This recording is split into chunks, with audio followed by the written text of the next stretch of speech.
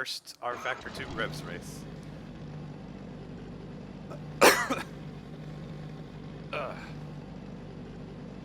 Now in the settings it was set to formation lap and standing start.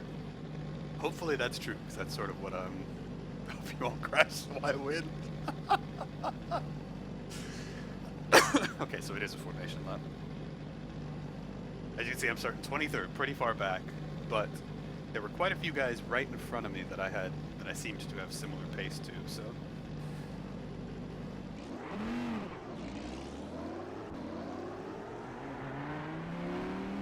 It'll be interesting to see what kind of formation lap these guys do.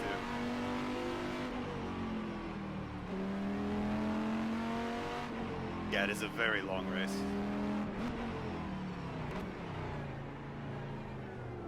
Okay, so they do a slow formation lap. Sort of a realistic one.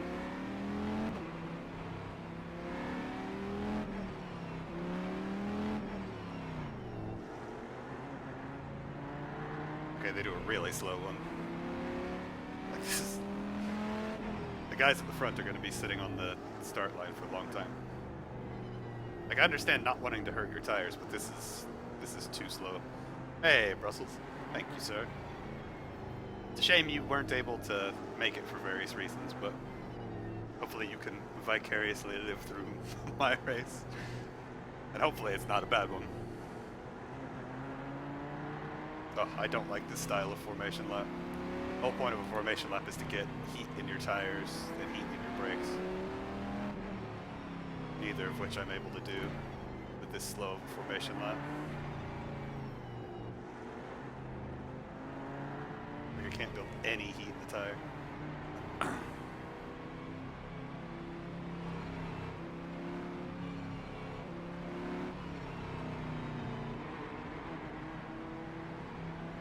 Like, usually you take your formation lap at about 60 to 70%.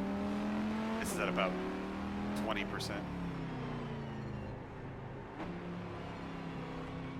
So slow.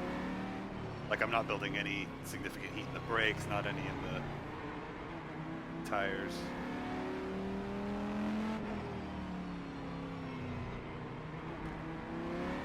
I mean, it has to be the guys in the front doing this, because they're the ones that are realistically setting the first lap pace for everybody.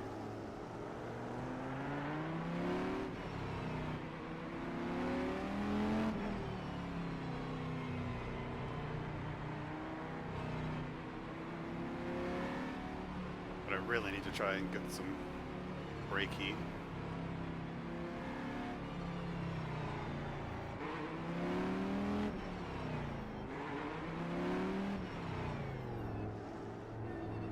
Like this is awful.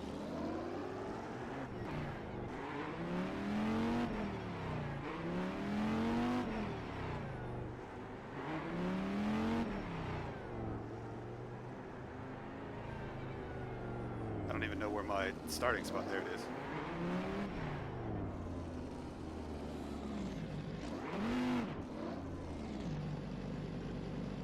That's a really bad formation lap. Like, if I had known it was going to be that slow, I would have drug my brake quite a bit more, but oh well. Like, I really want my brakes to be about 700 degrees when I stop. So the fact that they're 200 means they're going to be basically at zero by the time, at effectively zero by the time I hit the first corner. Still people forming up. Whoa, okay. I've never seen it do that before. Because it forces you to be in your spot. Those are a quick set of lights. Just lifting a little bit there to avoid any potential problems.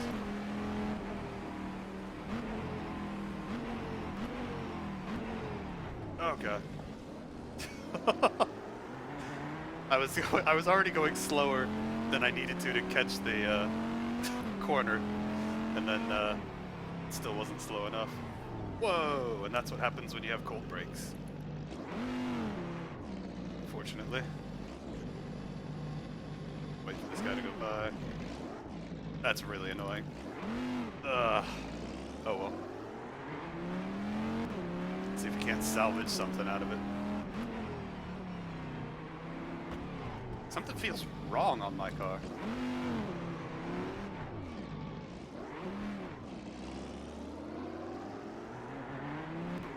Oh, my rear wing is gone. Oh, so when the guy hit me in the back, that sucks. Alright. Well, that explains why it felt like something was wrong, and something was wrong.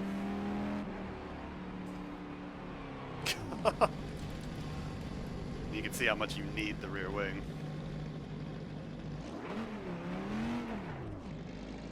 Maybe we'll go ahead and get a new set of tires also, that's not going to matter.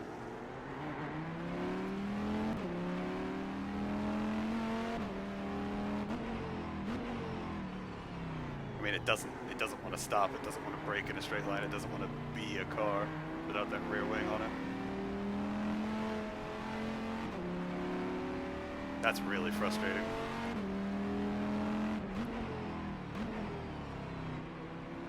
I mean, I'm already 30 seconds behind last place. And the more annoying thing is, if I had a way, what I really wanted to do was where it says laps up in that top left corner, I really wanted to be able to display time there. But I'm not familiar enough with the plugin to really be able to do that.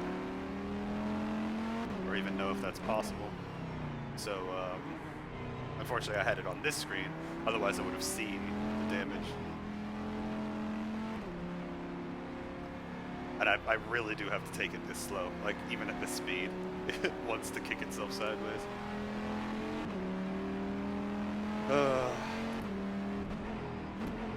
Nope, that's gonna be bad. Yep, that's really gonna hurt. That's gonna be a lot more repairs than I was gonna have normally. Well, this is a disaster of a first race. I knew better than to try and brake that late too, but I still did. 0.65. Wow, that's actually not as much. That's not as long of a pit stop as I thought it would be. I genuinely thought it would be about 2 minutes long. I mean, at about a minute, I'm still gonna lose a lap, but.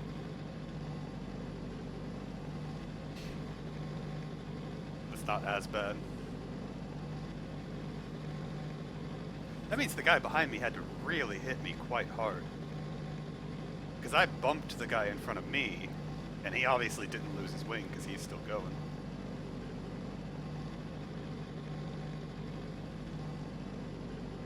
So realistically, out of that accordion effect, I got far and away the crappiest end of the stick out of it. We should be getting close to our timer here.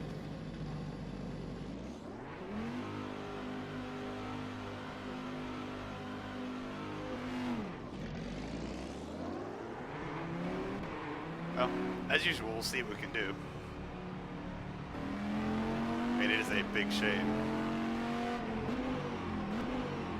Then we will definitely be looking at the replay afterwards. See if there was somebody who actually was at fault that we should point out. To be like, hey, try and not do this in the future. Or if it was just a confluence of everybody braking and nobody knowing where. That first corner in particular, you have no choice. You really have to be very, very careful. I'm on the same lap as Hoyle, it looks like, still.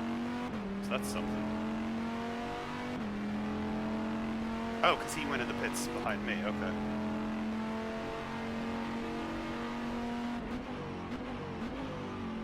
So we might have a race for last place here.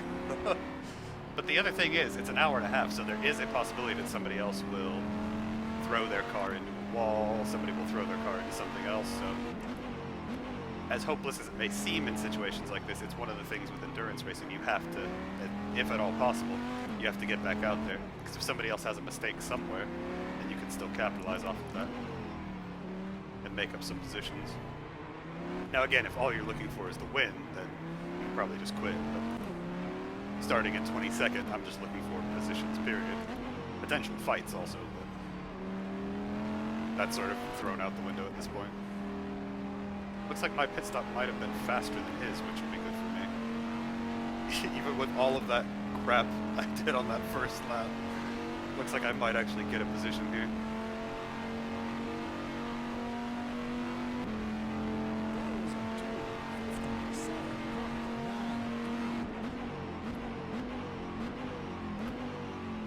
Most unfortunate part is now I have to try and feel out the car.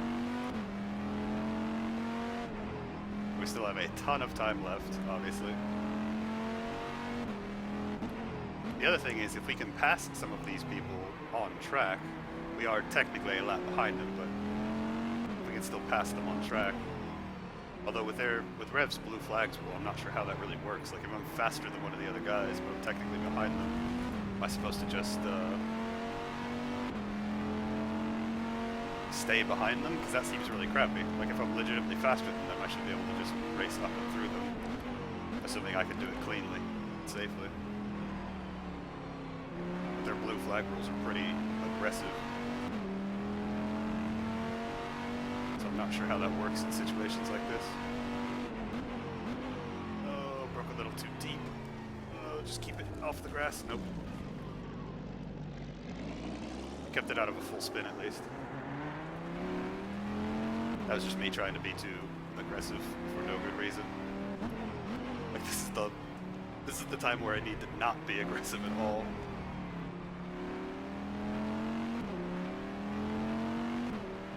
Well, and the odd thing is, like, the 30 seconds is fine, but the odd thing comes into play, like, in situations like this, where I could potentially be faster than some of the guys ahead of me.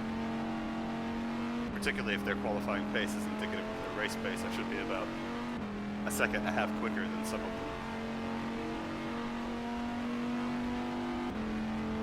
Obviously that was a dirty lap at a 49.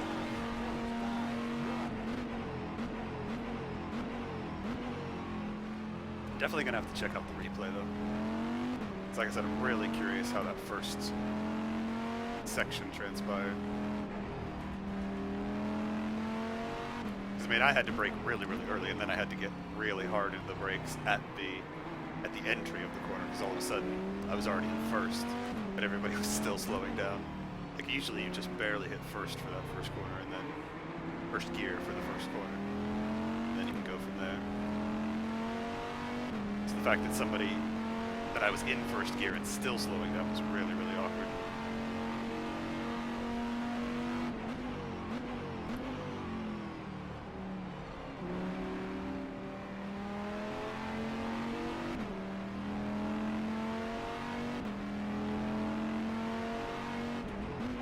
I can't see with this lighting, I have a really hard time seeing my brake point for that corner there, because in the direct sunlight there's a really obvious extra patch of asphalt that's sort of newer right into that corner. But in this lighting in particular, it's really, really hard for me to see. Like, I can't distinguish it from the regular track. I think part of it is also the rubber that's on track, sort of hiding it a bit. It's making it very difficult to find my brake point for that corner in particular.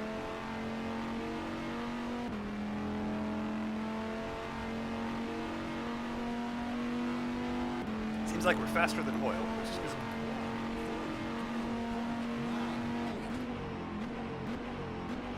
Is that somebody else in the pits? I think it was.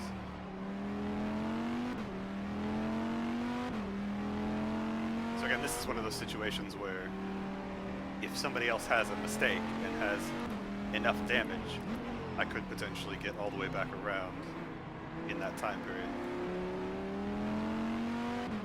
Because as you saw with me, if the lap is slow enough, if you have enough damage, then your lap has to be slow. You don't really have a choice.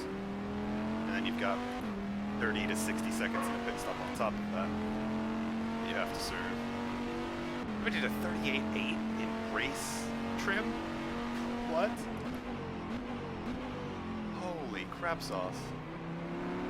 That's a hell of a lap, by the way. Just pointing that out.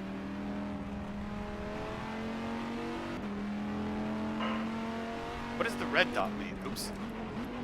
I completely forgot where I was on track. Stop, stop, stop, stop, stop, stop, stop, stop. Oh, wow. Wow. That was so close. I thought I was at the fast corner.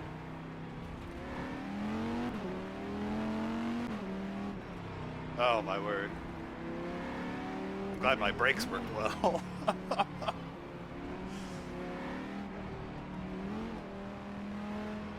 I don't think I've done that the entire time I've raced or practiced on this server, on this track with this car. I don't think I've ever forgotten that that's that corner. Again, mostly because there's usually that strip of asphalt that really helps distinguish that corner. Let's make sure we don't have any damage here. Alright, good. We didn't get any damage from that. That's absolutely spectacular. What does the red dot mean, though? Does that mean they've just gotten out of the car? Or does that mean they're currently in the pits? Because I thought a white dot meant you were currently in the pits. I'm not actually... Maybe a red dot means terminal damage. Like maybe they blew their engine.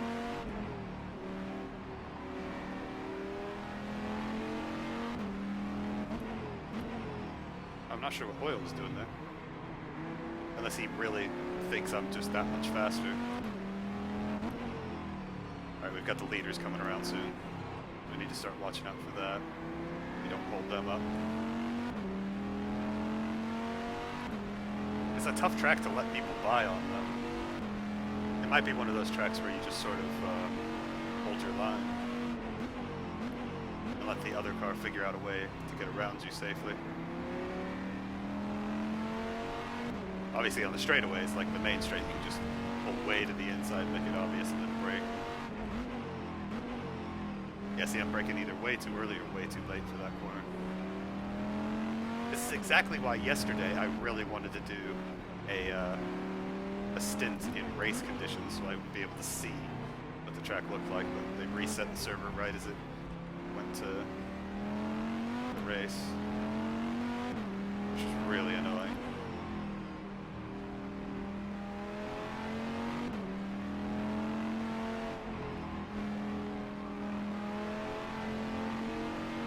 So I guess realistically next time I need to try and find a time period where the server is up and nobody else is on it, and just run through what I need to test.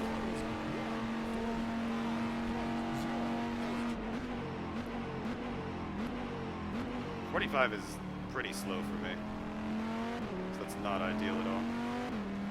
Again, we do have the leaders catching up with us now.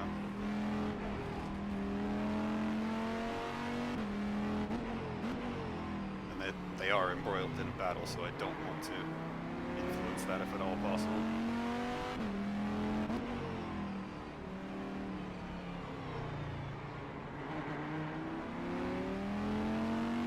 It's just going to be tough because realistically I need to let about 5 of them by.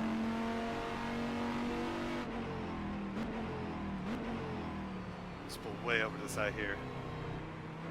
At least let those 3 by.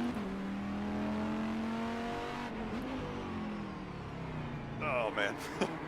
Again, my race doesn't really matter at this point all that much. Oh, a guy behind me just left. That's annoying. Unfortunately, I can't really... There's no real good spot to let them by here. On this corner, I can stay way to the left and let them through that way. But unfortunately, that's about the best solution I can give in that sequence of corners. So I was so flustered, I actually shifted down for a corner you don't need to shift down for. Again, it's a really tough track to be able to pass anywhere, let alone to try and let people by. So yeah, I guess red means people quit. Like that's, again, it's so frustrating. Like, I was a lap down on the first lap, and you don't see me quitting. I mean, we're picking up free positions here, but it would have been much more fun to try and do it through strategy calls and actually racing, putting in laps. It's always disappointing when even in league races with almost 30 people still just give up. Like, the whole point is to have a bunch of people, I don't know. That's so disappointing.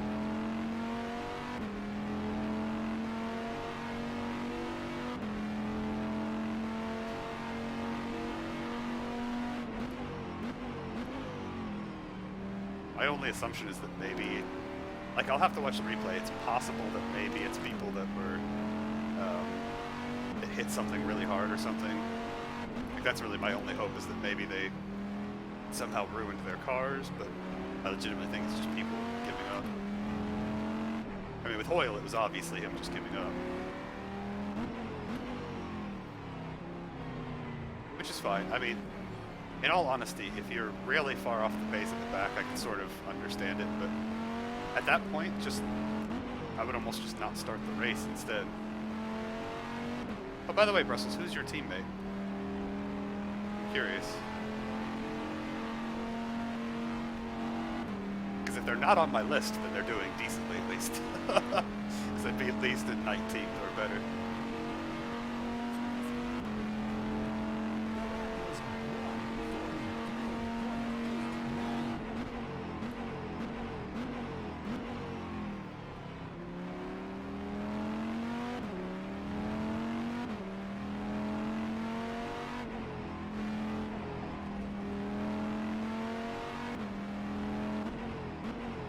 Oh, that was my fastest lap. Alright.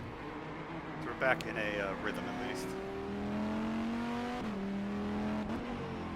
Probably have to let some of these guys by here. Well, we don't have to, but we probably should let some of these guys by here.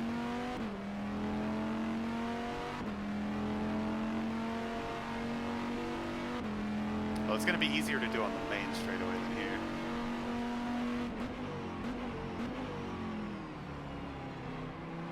There they weren't quite close enough, and if I pulled over to the side, they were likely going to try and draft it instead.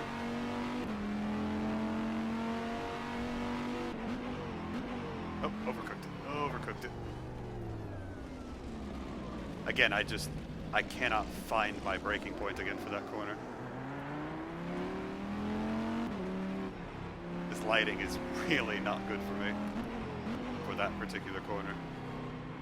And in that situation, the last thing I want to do is brake way too early and cut a bunch of time off, so that's sort of why I took it a little more aggressively.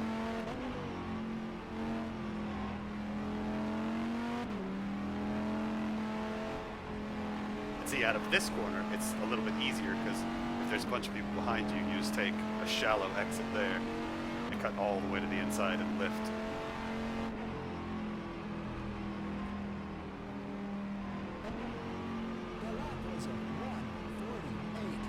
Should be able to get both of these guys by.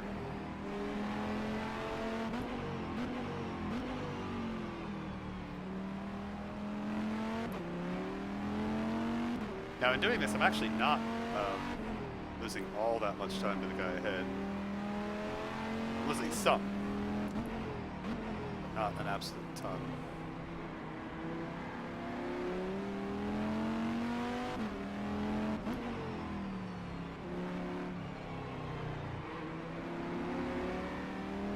At the end of the day, it looks like the leaders are going very, very quickly anyway.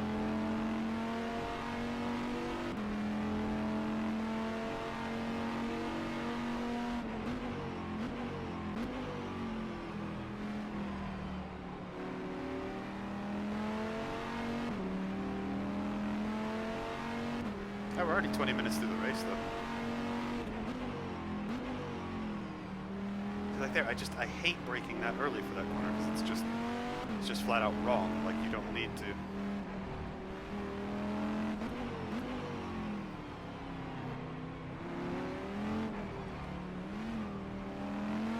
Prefer to let these guys go on the straightaway, so if all possible. If I can keep pace through this section, it's a lot easier to do it here.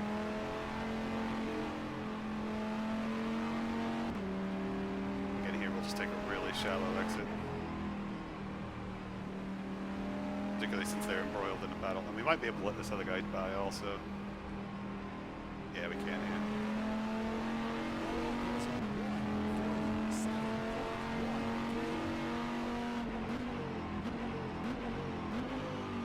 Didn't quite have enough room to let the other guy by without losing too much.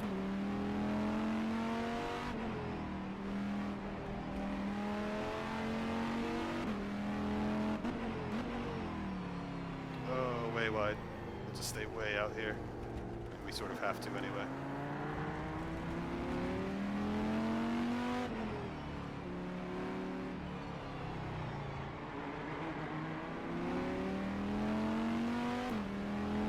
really ugly corner. Tires aren't even very worn yet, which is surprising.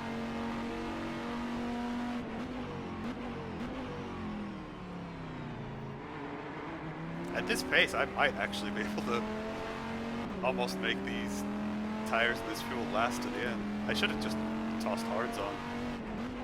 Tossed hards on, refueled it, and tried to go on that one stop right at the beginning.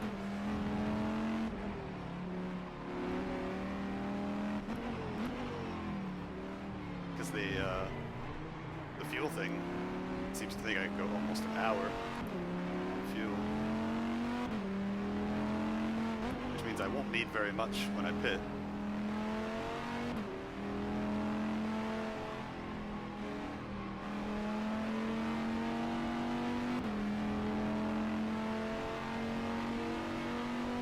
Although as I get myself back up to pace and I'm not lifting, that time will definitely go way down, because that is part of it.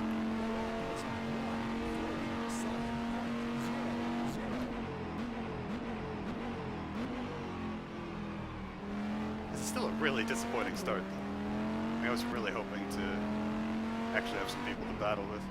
Just losing my rear wing. Oh, man. That is not a good situation.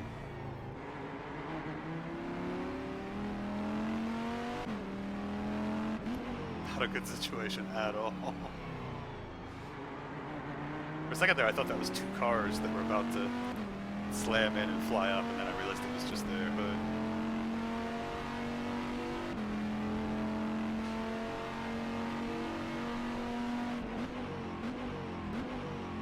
Again, on the positive side, at least my car looks sexy.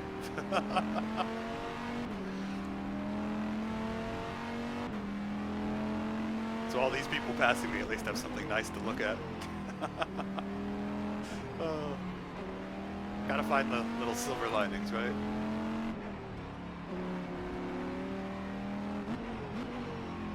I mean, pace-wise, I'm actually catching these two guys, or at least the one guy directly ahead of me. So that's sort of the frustrating bit about how the start of it worked out. There's definitely some guys I could have raced with. I almost wonder if just flat out not qualifying next time might be a safer option, considering how far back I have to start anyway.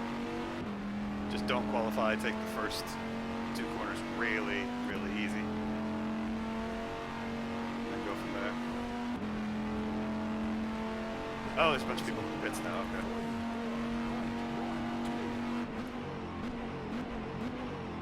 Look a little late for that, so we'll just try and keep it safe, more or less.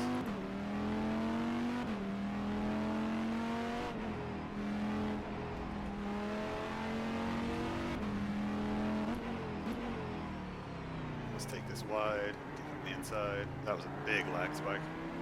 It's really weird. It's one of those corners where I actually like letting people by, because it tends to be a corner that's easier to do it in. You just sort of sail it off into the corner a little bit more than you normally would, and then break through that entry point. And you can pretty much just take a really wide corner that gives the person on the inside more than enough space to pass you, and it looks like a mistake, so they're not really expecting it, and then they just take advantage of it. So it actually ends up being a really good way to let faster people by and not holding them up too much, which is nice for that particular corner. All right, now we are on the same lap as the person who just pitted ahead of us now. Looks like his pit stop is actually quite long.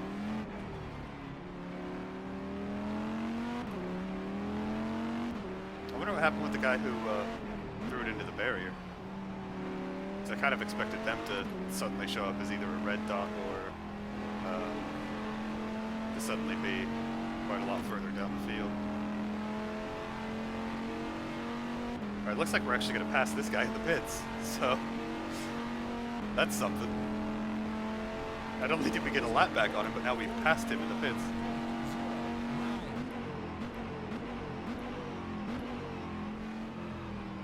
Right there is a prime example of why in endurance racing in particular, you just don't give up. It may seem like everything's lost, but you've still got so much race to run. Like there's no point in giving up at that point. Now, the thing is, I still have to make my pit stop, and it looks like pit stops are very, very long when you actually have to take fuel and tires, so it is definitely something to consider.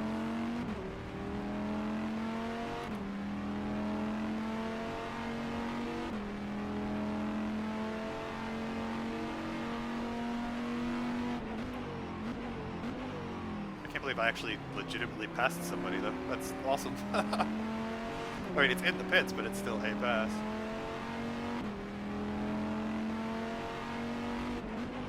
The guy behind me actually isn't that much faster than me.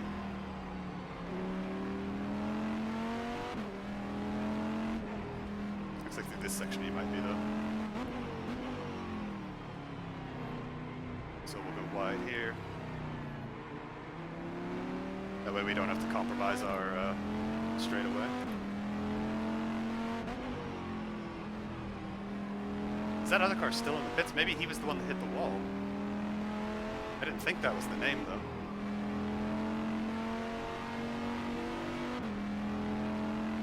I mean, either way, we're going to go a lap up on him now.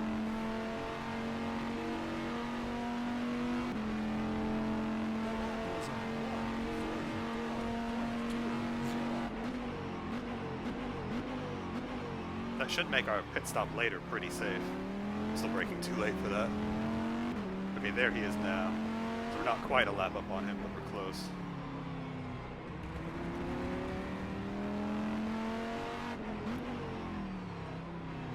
I mean, now we're obviously a lap up on him, but we weren't before. Now, the interesting thing when I come in for my pit stop will be if he had a bunch of damage that he was just dealing with, that he got repaired in that pit stop, or if that's just how long the pit stop is. I really don't think it's that long. I would assume it's probably about a minute and a half. But his pit stop was literally about 3.5 minutes long, because I came around basically 3 times, because I was a lap down to him. I picked up that lap and then lapped him again. And then came around, so I guess I came around 2 times. So my assumption would be that he probably had quite a bit of damage that needed to be repaired. Which also might explain why I was catching him, if he's normally faster. Just had a ton of damage on the car.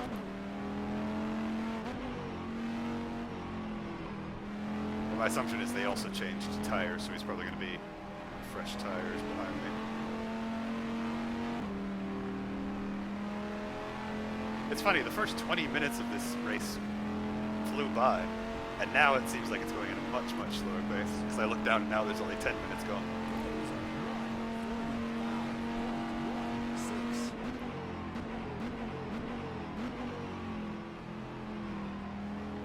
Trying to be a little bit safer through that corner now. Now I am also at the point where my tires are starting to give up a tiny bit. They're not going to have the same pace they did earlier.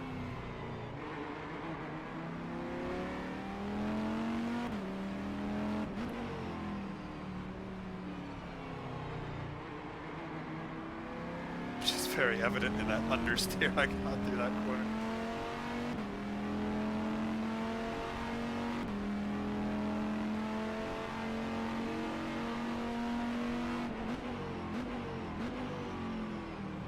See, the guy right ahead of me also, wow, my brakes are not happy right now for some reason. The guy ahead of me also took his pit stop, and I only got about a lap and a half on him. So I'm pretty positive there was damage for Curry.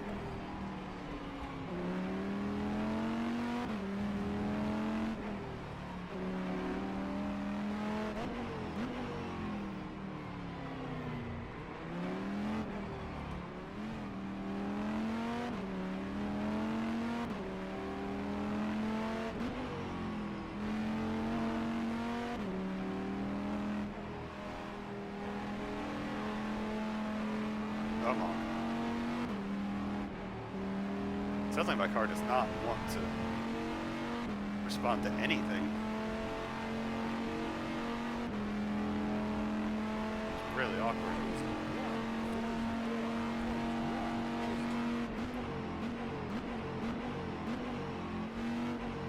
Oh, it almost slid into that corner again.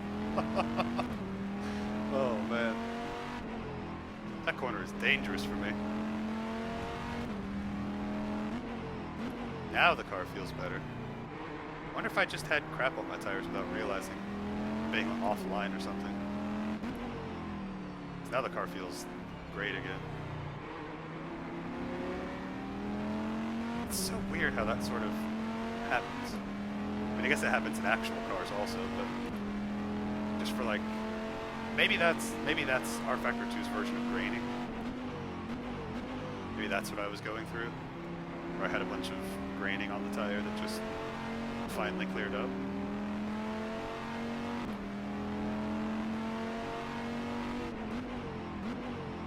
Because I've noticed when you go into the pits, it does have a grain percentage on the tire. I've just never been able to feel that in the actual way the tire goes. But that would completely explain what I just felt, where suddenly there was not very much grip, and then it just came back in a hurry. Well, realistically, in actuality, graining doesn't really scrub off like that. At least not that quickly. Although I guess it's possible that the last few laps it's been there, and I just finally hit the worst of it and then got through. 'Cause now I'm faster than the guy behind again.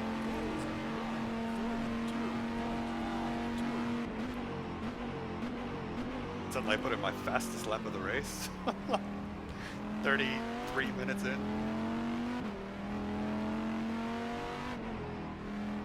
That happened.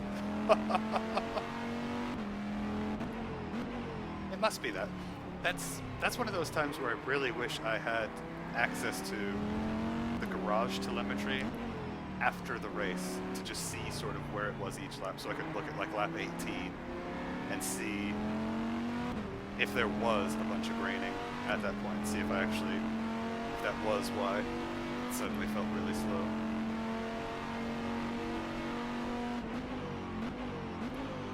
Or if I just magically pulled out a crazy lap that shows that I should have been able to do that pace the whole time on those tires.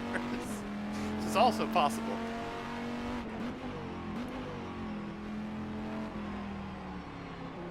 All of which are very distinct possibilities. I see now I'm back down to that much lower pace. That was not good.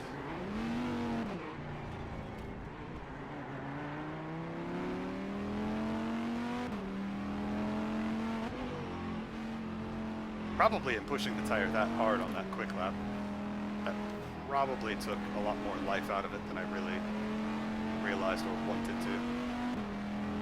Like realistically, I probably should not be pushing the tires at all during this stage of the race. Just sort of be taking what it'll give.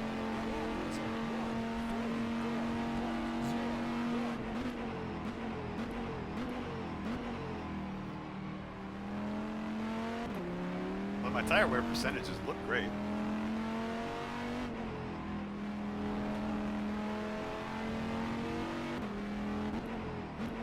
I'm actually going to have an interesting decision at the end here. For my last stint, I might be able to toss on softs. Because again, if I can go like a full hour on this fuel run, then I only need to go 30 minutes at the end.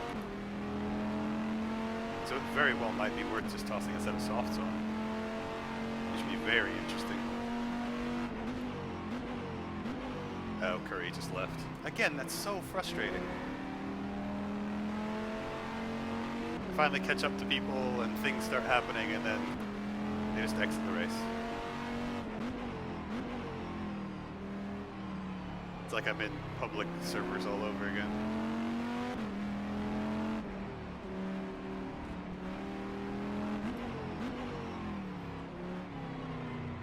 I mean, not even to mention, at this point of the race, it's pretty obvious that I still have to make a pit stop because I've already made one.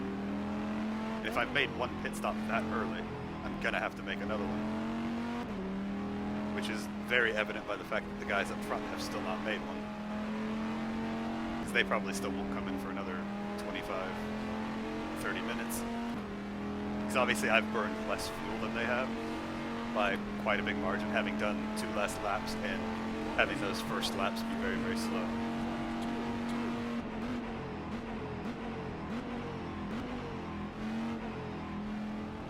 So I would guess they're probably around the 30-minute timer for their fuel.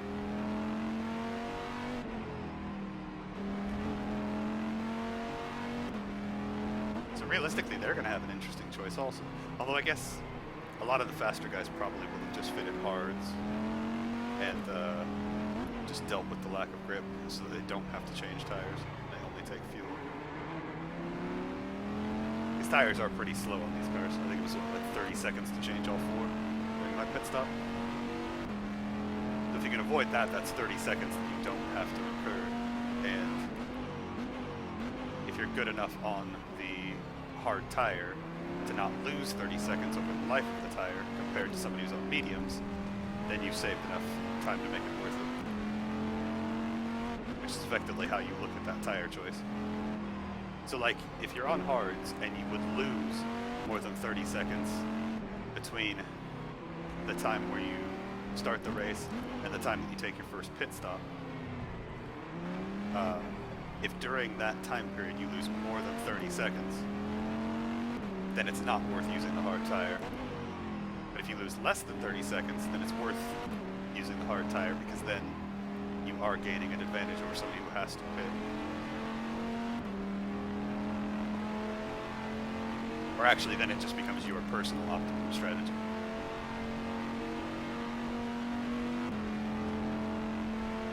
A bunch of people in the pits again. I think those are all the people that have quit, though. I think that's what the blue dot means. I think the blue dot on the minimap means somebody who's behind me.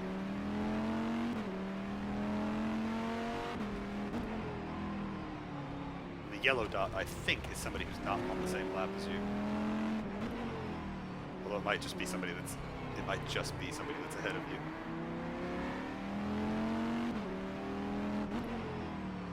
I'm keeping pace with our Pricken for the most part, so again, it's kind of a shame that I wasn't able to get up there and battle with him, because I think he might have been battling through a lot of this race back and forth.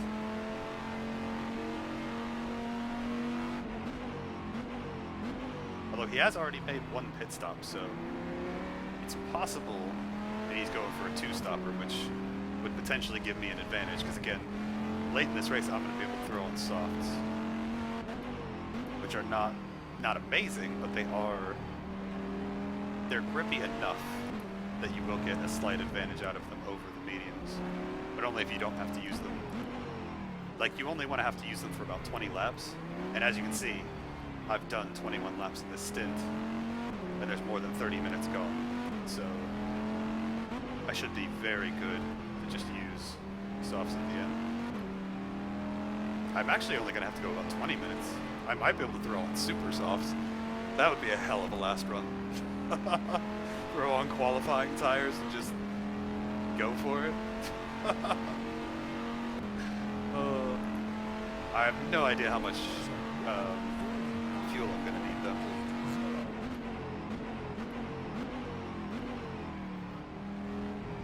Because the tests that I was doing were on softs, and I was only getting through about half of my fuel load before the tires were ready to be pulled off. As you can see, these mediums have a lot of life left in them, although that was a crazy amount of random understeer.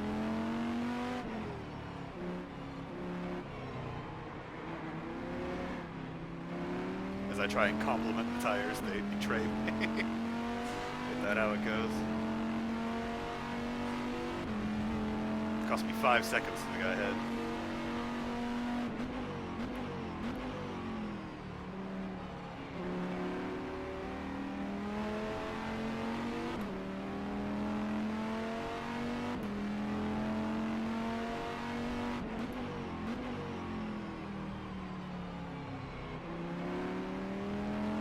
Yeah, now my tires are definitely not, they're not bad, but they're definitely suboptimal now.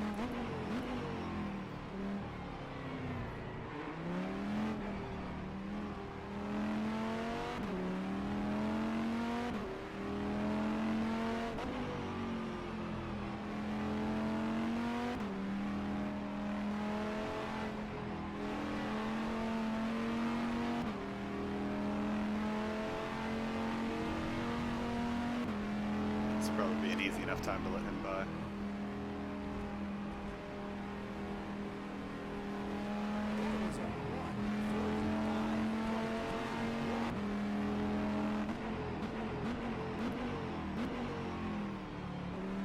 Make sure I don't stuff it into the back of his Porsche.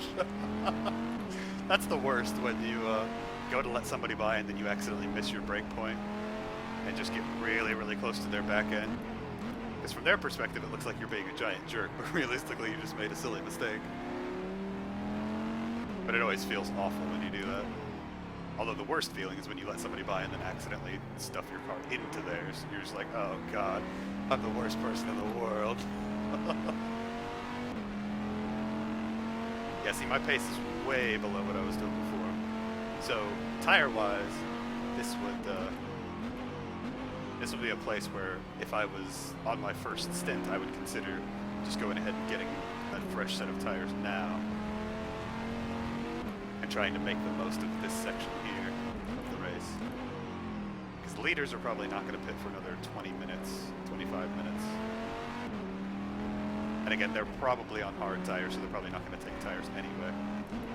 So if you are on a medium tire strategy, your best bet is probably to pit right about now, and then try and really use the tires here, or try and save them for the end, one or the other. But if you're on a medium tire strategy, right now is when you're probably losing time hand over fist to yourself. And this is where the hard tire is actually going to become even better medium speed-wise. Because the hard tire will still be in its regular range. Sliding through that first corner is so bad. It's just so hard to do. As soon as you lose grip there, your only choice is to just effectively drift the corner. Because otherwise you're flying either off into the gravel, which is really hard to recover from, or you're flying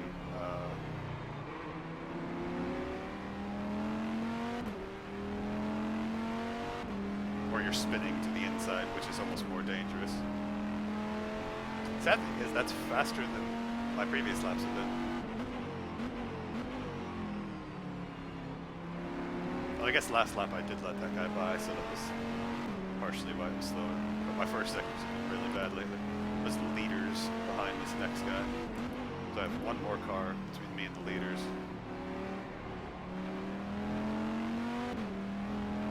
He's probably not going to want to get lapped, so this might turn to a bit of a hectic situation. He's trying really hard not to get lapped.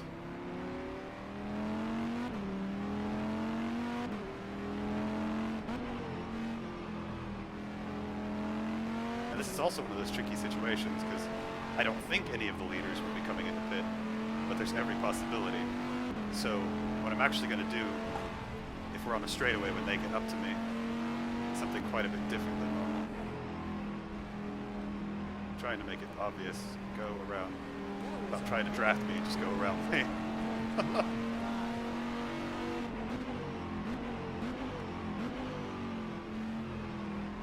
Like, if I'm pulling off to the side like that, just go the hell around me. Don't try and draft off my car. Like I'm lifting. If I'm trying to cover the inside, you'll know.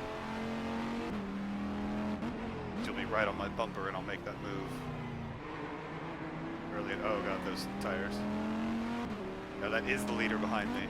I don't know if that's second place right behind him or not. But I sort of have to assume that.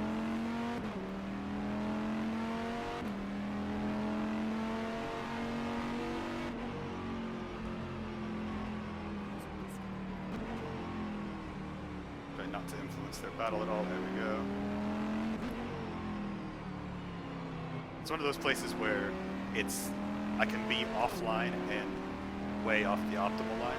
I don't know if this is my frame rate or if this is the server, but I'm suddenly getting a lot of jittering, which is not good. As weird as it's going to sound, I actually hope it's the server. If it's my computer, it's not going to get any better, which is not good. This might be third place behind me now. Yeah, I think it is. It's hard to see those numbers on the map. I might try messing with the zoom values on that in the near future. Somebody with crappy eyes like mine.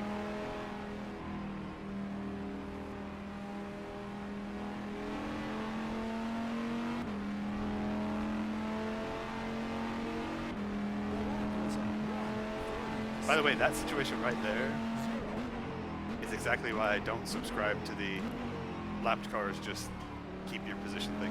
When you're in a corner, by all means. But there's so many people who think that applies to straightaways also.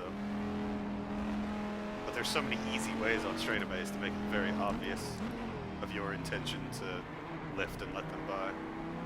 Which is why it always makes me scared when somebody follows me to that inside line. I'm like, I'm going to lift. I might even brake to make sure you get by me. And you may not realize the closing speed, so if you try and draft me, it's gonna create a really bad situation there.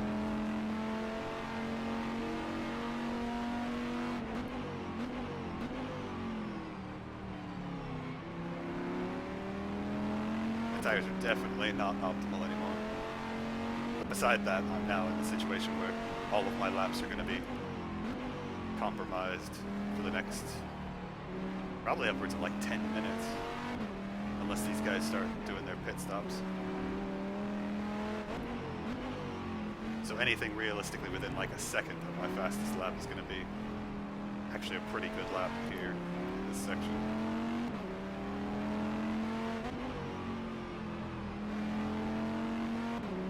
Looks like we got 2 people we can likely let by here. The life of a car at the back of the field.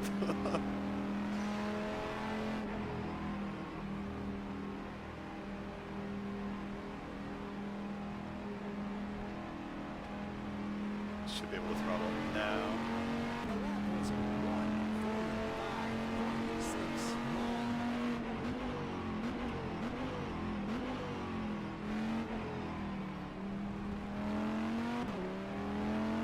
Alright, now there's one person in there that's fighting with the rest, and there's one person that's a lap down. I think that's what I think when the car dot is yellow, or white-ish, off-white, I think when it's off-white but it doesn't have a number, it means they're not on the lead lap, but they're ahead of me. I think is what that means.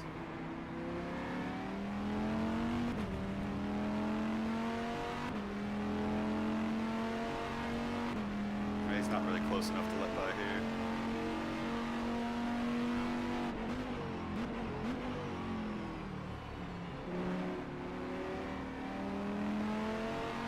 Should be able to let him by at the start-finish straight.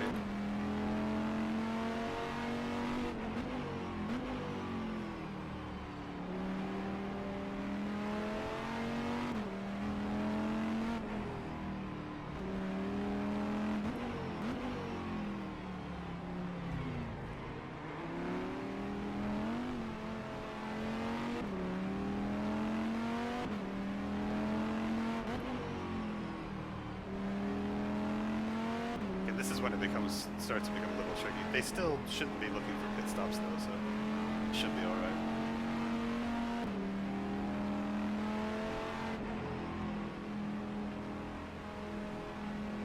I'll go ahead and try and let this third guy by also.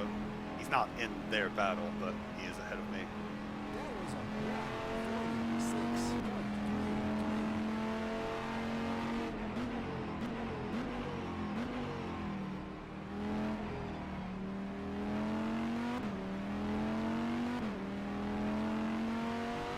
Now that creates an annoying situation where I'm going to have to let him by again.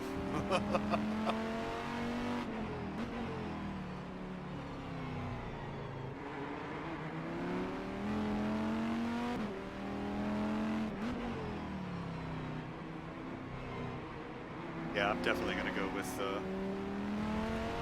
super softs. I'm still really unsure as to how much fuel to take though.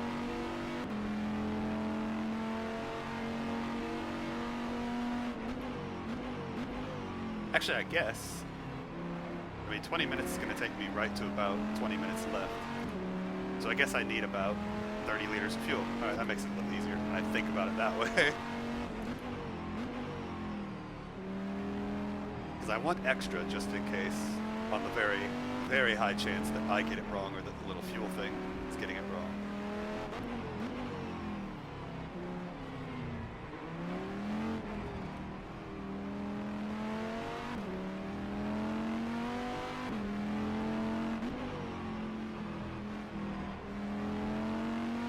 I think this is Kevin behind me.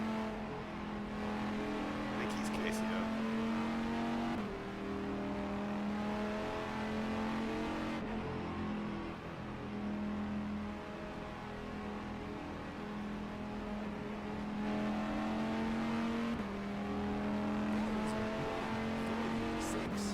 I'd have to do these pit stop thing settings for a couple laps in a row here to get him in there. Oh, somebody's just coming out of the pits here. The field is going to start getting really jumbled up here as everybody makes their final stops for the race. Potentially their one and only stops for a lot of these guys.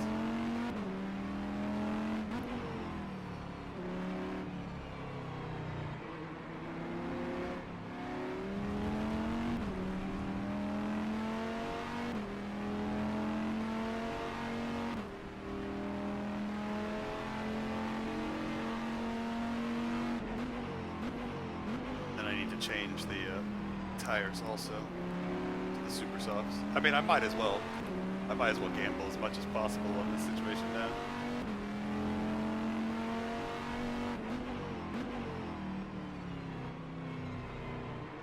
I actually made a little mistake there.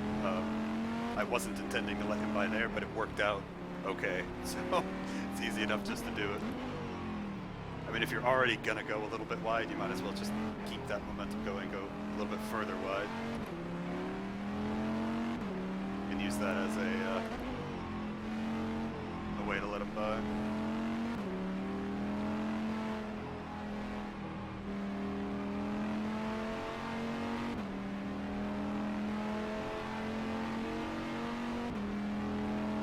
All right.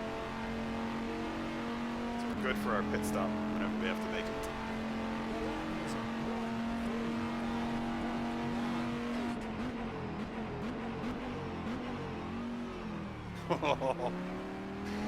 Had to get a little bit on the throttle there to keep it from flying out sideways.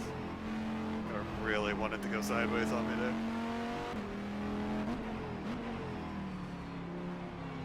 Considering my tire wear, I almost think I should have just put on softs on the last stop.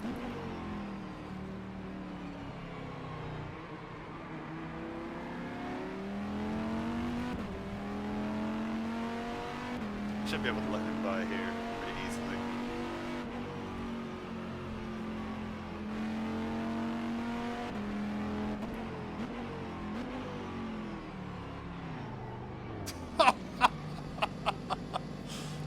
Oh my word. Well, that was a big mess from me. Get the hell out of the way. I'm just gonna stay way over here. Because there's a bunch of people coming. I do not want to try and get back over onto the track there. There we go. Whew.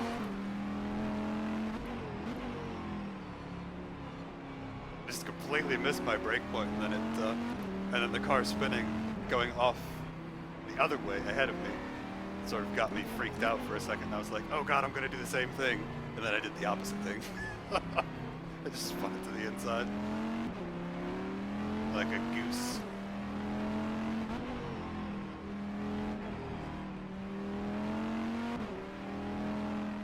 So now that we're at 70% on the front left, the tires are definitely not happy anymore.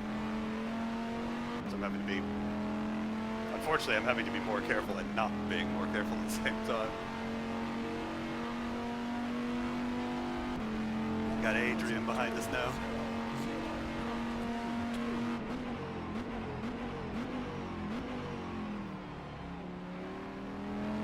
I mean, it's not even stopping like it was before. So this level of tire wear is compromising everything.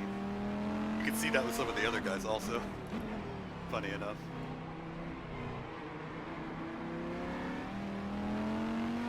Where they're also dealing with heavily worn tires. Well, again, hard tires probably will still be alright by this point. I guess they'd only be at about 92, maybe 85 on your front left.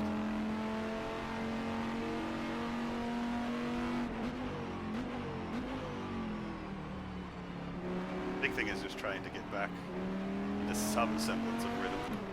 All of those laps where you continually have to let people by really take you out of that feeling big time. So you sort of have to casually work yourself back into that rhythm. But at the same time, you don't want to overwork your tires, because your tires will be nice and cool from that, from those slower laps. So you sort of have to be careful not to, like I did earlier, not to suddenly put in a super fast lap and ruin them.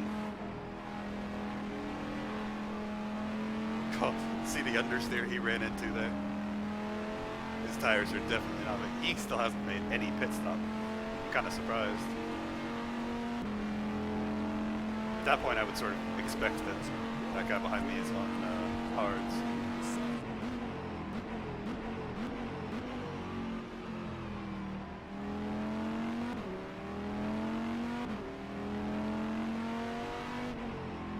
Because I made a pit stop, but it was on the first lap, so it doesn't really influence the tires really at all. Because I did toss on new tires, but that was just because I flat spotted the other ones trying to slow it down.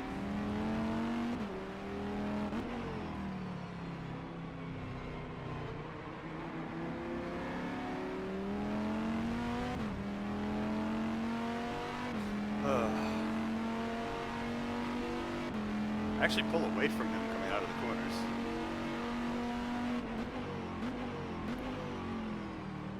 So if I had a decent spot to let him by, I kind of would, but he's not catching me coming out of the corners like I really want. Because that makes letting them by a lot easier when they're actually faster out of the corner than you are.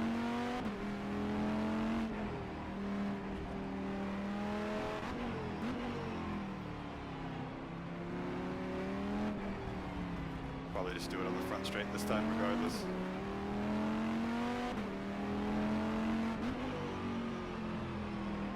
Now if he comes into the pits, that sort of ruins that idea in a sense.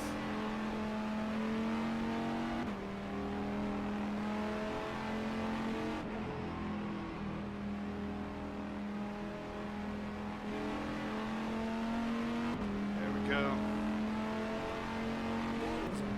Oh, he's moved up the field as people have pitted, I guess. Because he was in 19th on my list, but now he's obviously not. So I guess some of the people ahead of him have pitted now.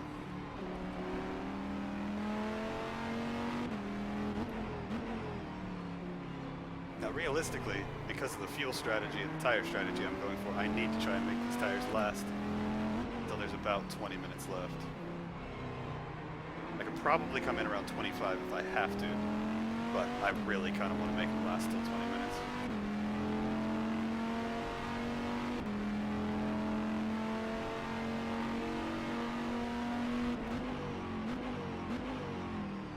Now it's going to be really hard for me to actually catch up to that person in front of me.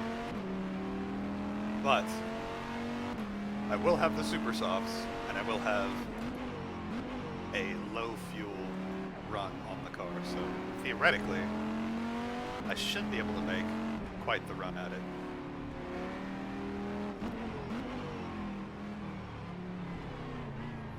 Assuming I can keep everything where it needs to be in terms of the car on the tarmac pointed in the right direction.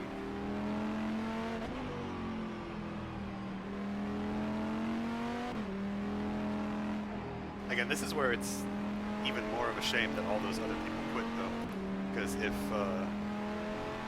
I had four people behind me that were all on similar off strategies, that were trying different things and racing at different speeds, it could have created quite the crazy dynamic here at the end, even for the last positions. Whereas now, realistically, I only have one person I'm racing with, which is person in 22nd there, and even that I'm not very confident in what I'm going to be able to do, because I'm going to have to put in some monster laps, one after the other, on those super softs to make up for the pit stop I still have to do. Now the strategy that would have made a little bit more sense would have been to have tossed on hards when I came into the pits. But I wasn't thinking about that. Because then at this point of the race I would have only had to have gone on to taking fuel.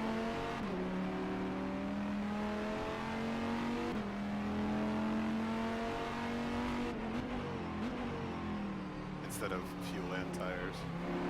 I mean, realistically I could get away with just taking fuel, but these tires are pretty well beyond what they want to do. Like, I'm having to push them pretty hard just to keep pace. And right now, more or less the reason I'm close to my previous pace is mostly just because it's really, really light on fuel right now.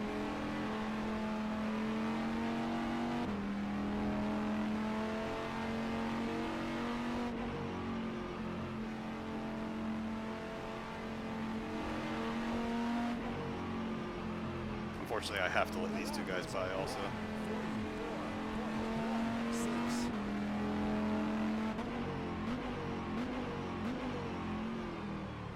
One more behind them, which is not ideal. He's probably battling with these guys. But I just didn't have enough space to really let him by. Might be able to do it on this next straightaway here.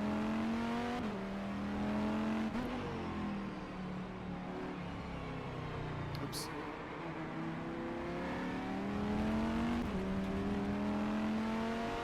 Okay, I should be able to do it here. If I stay way out to this side here and lift, he should go around me. Yep.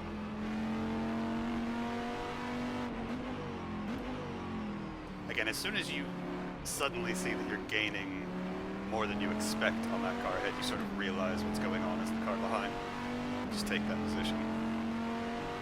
Which is one of the reasons I've actually started just lifting instead. I used to tap the brakes, but that seems to naturally freak people out instead. So if you just lift, it's usually enough of a notice to the person behind to just go ahead and go.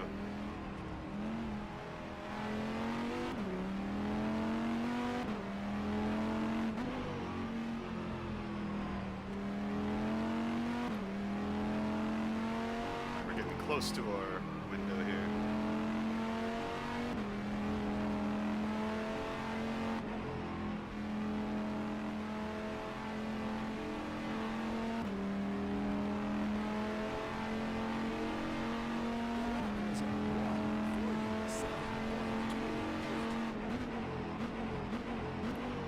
It's gonna feel so good to put super softs on. I think it's gonna feel really, really good.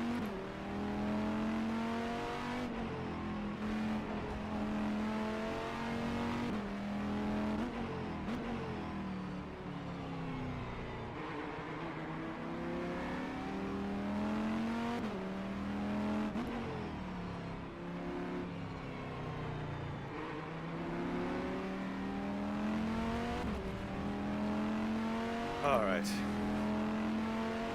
I think we've actually... I don't know if we've gained on the guy ahead or not. Seems like we've at least kept that gap pretty stable more than anything. I think it was at like 37, so the fact that it's over 40 means we've lost a little bit of time. But it also might have been at 60, I don't remember. Is it one of those two? I just don't remember which one it was. On the right side, we finally have some space on track to just make at least 2 laps here. It'll be the first free laps I've gotten in like 15 or 20 minutes. It's one of the legitimately tricky parts about being one of the slower people in the grid. Like everybody in Formula One, everybody's always talking about how Marussias should get out of the way, but they don't understand. They're still racing, like they're still doing their own race. It's not just as easy as you've seen. It's not just as easy as just getting out of the way. It's picking the right spot that influences your race and their race as little as possible. Sometimes that's not actually on a straightaway. Most of the time it is. Sometimes it's not.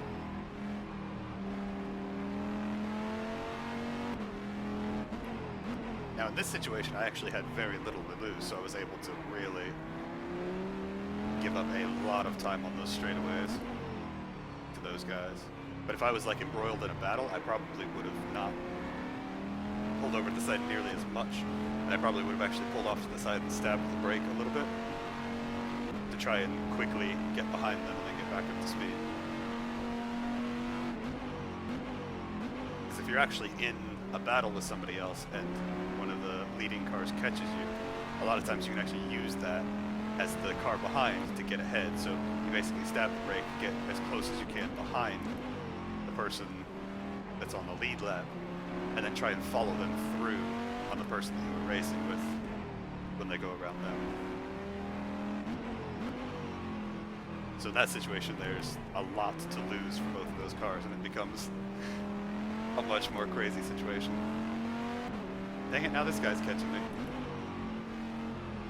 And I really want to go to 20 minutes, so I really need to make this at least one more lap here to really make the super softs not dead by the end of the race. But I think we will go ahead and come in on this next lap.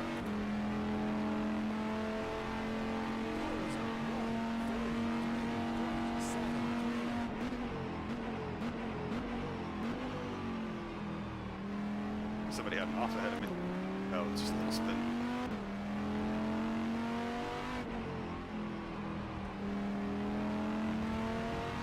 And then I will have 20 minutes to see what I can do on super soft tires and low fuel. See if I can get anything done on the guy ahead. Again, the tough part is going to be my pit stop is probably going to be 45, 50 seconds. It's going to be a long pit stop, which should not be enough for them to get back around and lap me, but it's going to give me a lot of space to try and make up.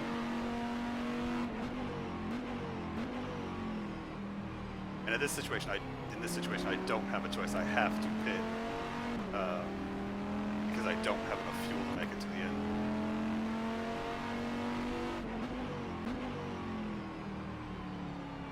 So regardless of if the tires would carry me to the end or not, my fuel will not.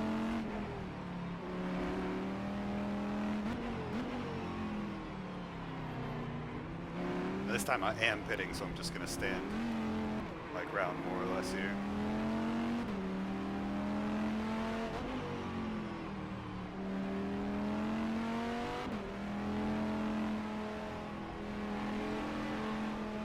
I don't actually know where the pit speed line is, unfortunately.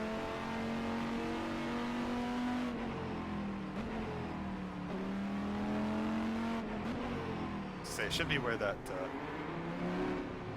It should be, usually it's where that gauge is, but it looks like that's not where it was here. 9.57. Yeah, about 50 seconds, so I might lose that lap. If I do, that means I don't really have anything to gain, which will be unfortunate, but it's sort of just how it is. I don't know, the fuel's already in, so it might not be as long as it says for this pit stop. Unless the tires really take that long.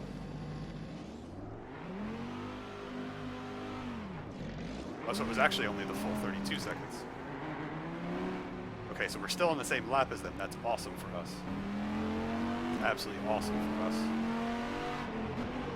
Now we have cold tires here, so we need to be very careful. We got two people who are battling here for, looks like, the third and fourth. Guess I need to be careful of that.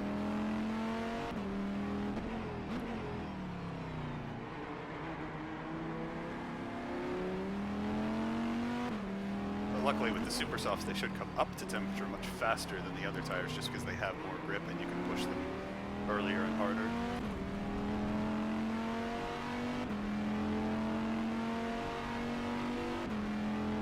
Oh, this is going to be cool. I'm not as far behind that guy as I thought I would be, by any means. So if I can really knock out some good laps, I might actually have a shot at overtaking him before the end of this.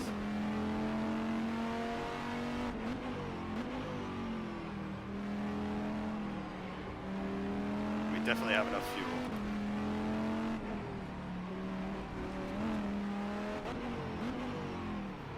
Let's take that wide there. He didn't look like he was in any mood to be nice and let me bring my stuff up to temp, so just let it by.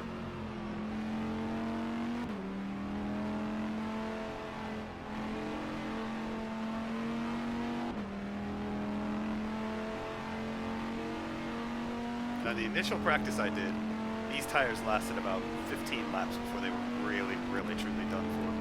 So realistically, the first 4 laps is where I need to make my time.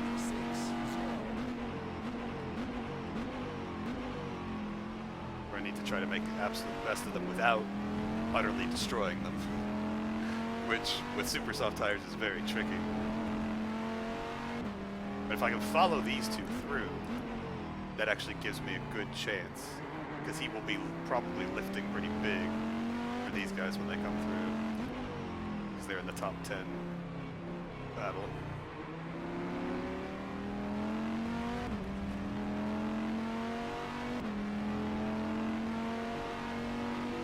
Already 4/10 up in the first sector on my best time.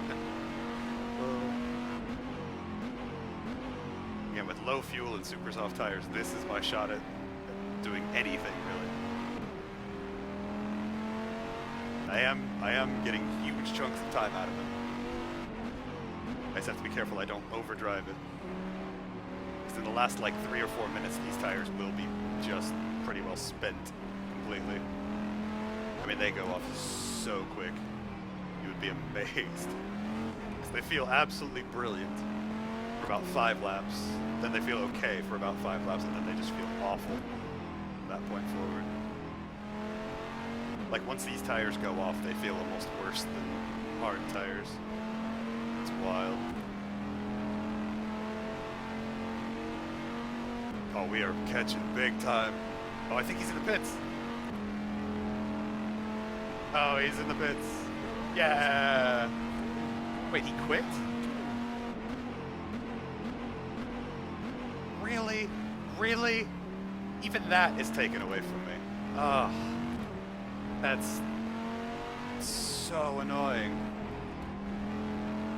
I had a strategy that was actually going to pay off, get me a position legitimately, and be a fun little thing at the end. And then they even take that from me. Like, that's infuriating. It's just basically the one thing I was looking forward to the entire race. Trying to push really hard at the end to get a position, and he just quits.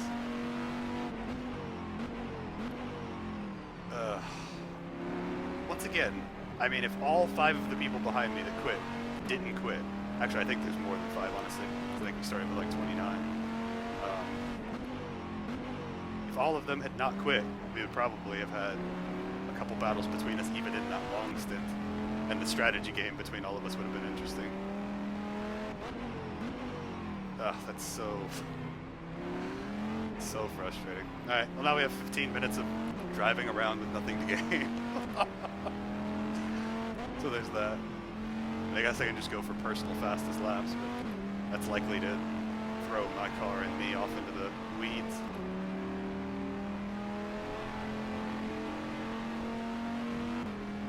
Ah, oh well.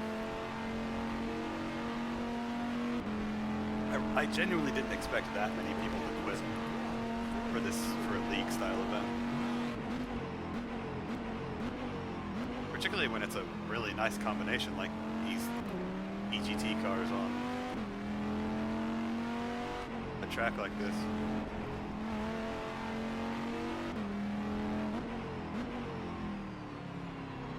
The other unfortunate thing is, considering I qualified in 22nd, looks like even if there wasn't a happening at the beginning, it still might have ended up with a bunch of those people quitting anyway, and I might have still been in 22nd. I'll try and let this guy around here. I really would rather be on that side, but he seems to have taken that line.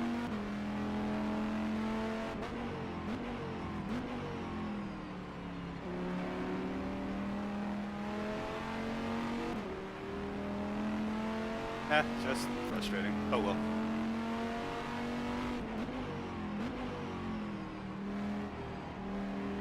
Although I don't know, I seem to have had a pretty even pace with 20th and 21st, so I guess if I hadn't had any mistakes, I might have been embattled with them for some of it.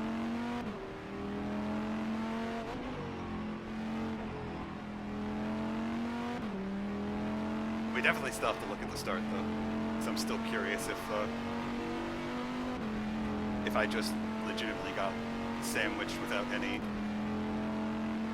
actual thing that could have been done about it, or if the guy behind me actually just didn't stop as much as he should have.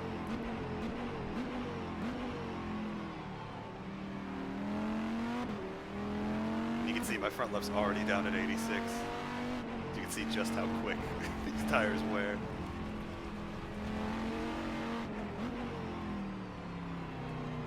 We'll put a lot of crap on that front left tire.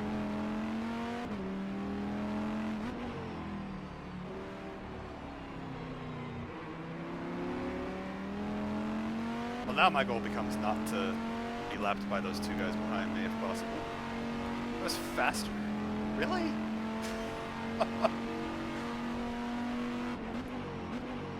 Sometimes I don't really believe the splits. Like, that doesn't seem possible.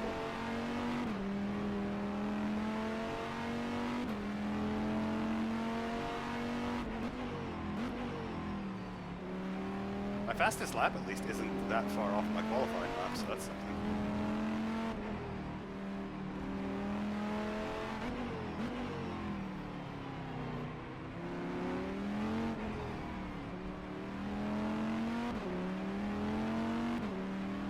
The kind of sad thing, though, is that a lot of the faster guys, who again are probably on hard tires, that they didn't change, are still faster than me when I toss on super softs and low fuel in the race.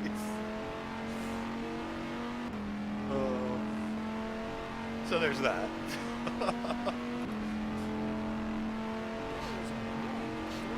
Lost a lot of time in that third sector.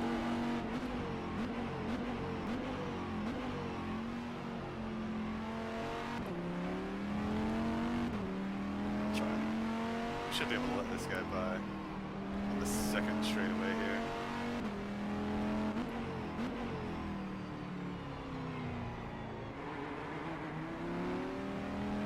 The fortunate part is I'm not getting through there very well, and then the faster guys look like they really want to try and take me in that corner, which is not ideal, because all they have to do is be patient for one more corner, and we've got this area that's super easy to let them by through.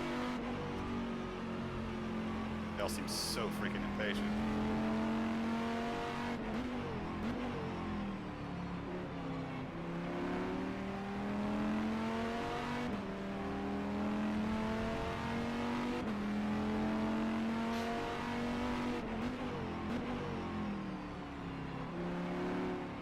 Minutes remaining.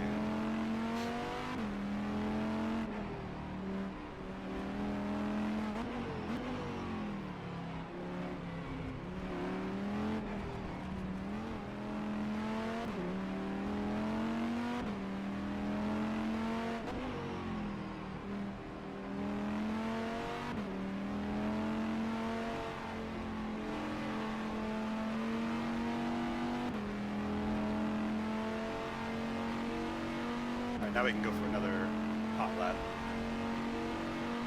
And again, I'm holding pace with 20th and 21st, so.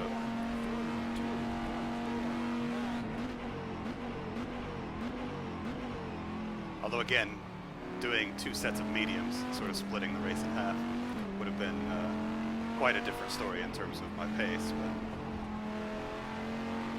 But I actually wasn't losing very much time, if any, to those guys. I was still on those really warm mediums, so again, I think we probably could have battled with them. Assuming we didn't make mistakes trying to push too hard behind them, which is also possible.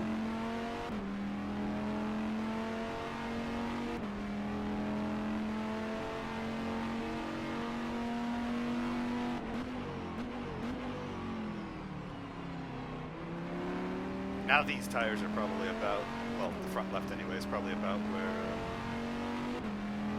the mediums were. One of the really odd things with these super softs is that front left just wears so much quicker than the other ones.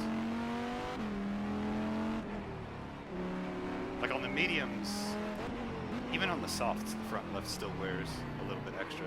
But on the mediums and the hards, they all four wear fairly evenly. Which is weird to me that the super softs use that front left tire so much more.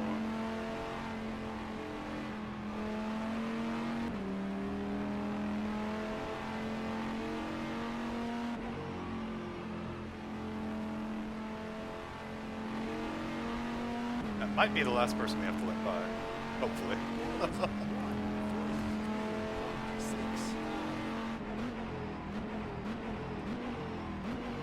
I guess it's also possible I'm locking it up and not really feeling or hearing it. Might just be like abusing it without realizing. And I mean, this track does put most of the load through that front left. Again, it's just odd how much more it gets more on the super softs than on the others. I mean, because you can see the other three tires are about the same, around 90% right now. I mean, they literally average 90% exactly right now. But then the front left is 74.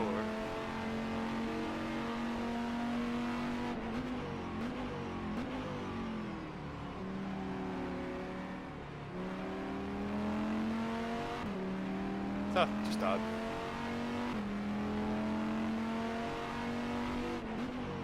I still think for the race that I found myself in, this was the optimal strategy for the end.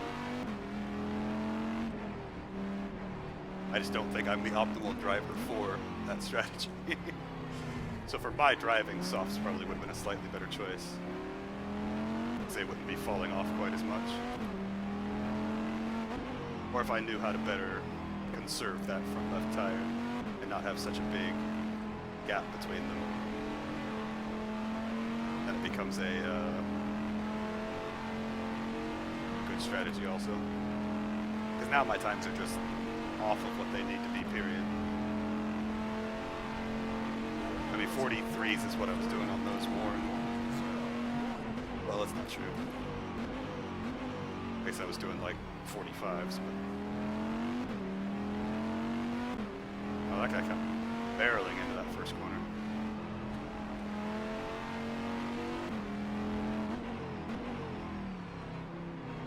Oh, I might actually get lapped again by 20th and 22nd. 21st, dude. I think they're right behind this next guy.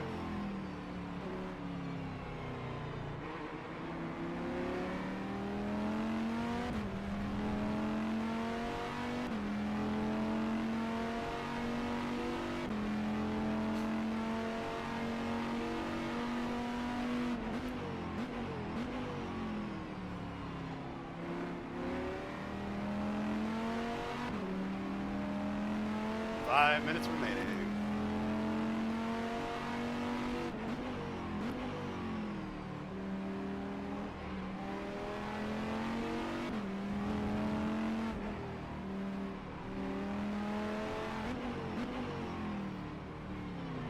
God, he just barreled for that apex whether I was going to give it to him or not. Jesus. Not a fan of that type of racing. Like, if I open the door, then by all means, but don't just throw your car in there under a lapped car. That's incredibly dangerous for... I mean, in real-life racing, that's incredibly dangerous to do to both drivers.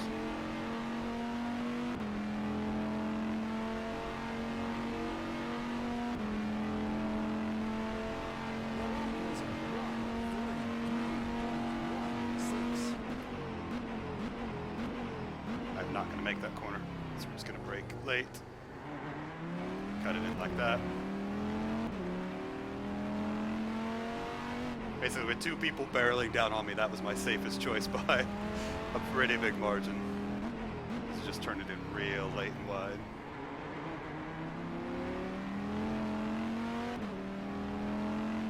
Again, this late in the race is when everybody needs more patience than they've ever had before, and it's when everybody's pretty much out of patience. That creates a very bad environment.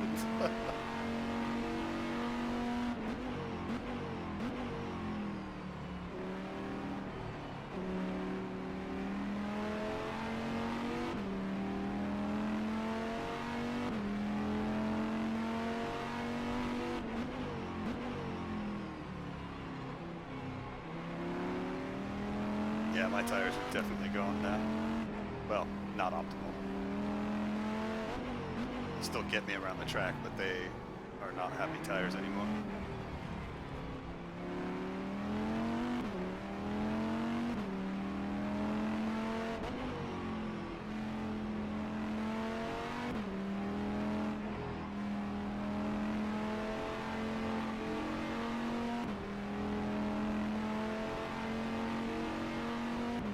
Oh, Riaz is the one in 20th.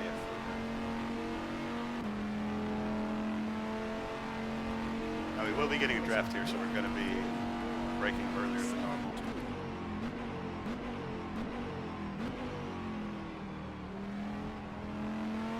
Yeah, that worked out really well braking-wise.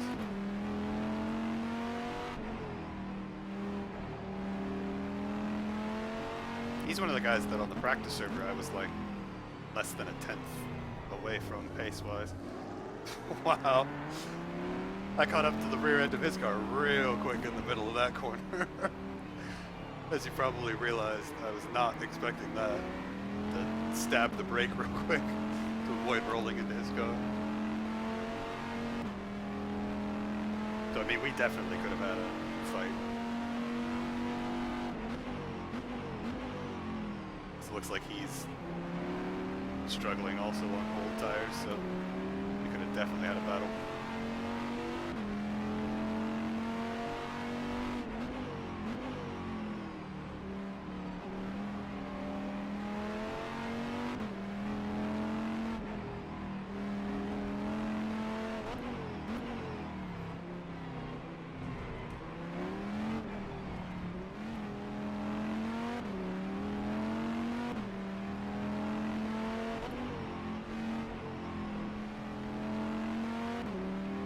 One minute remaining.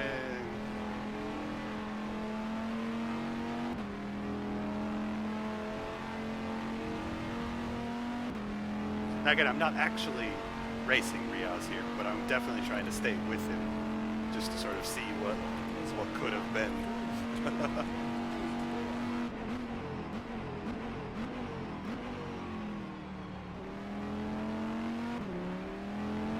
I'm actually a little bit better that first corner. A little more aggressive there.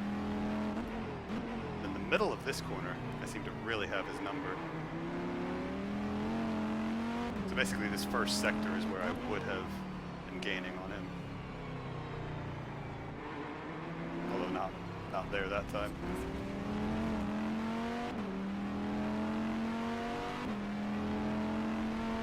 I think we would have had a fun race.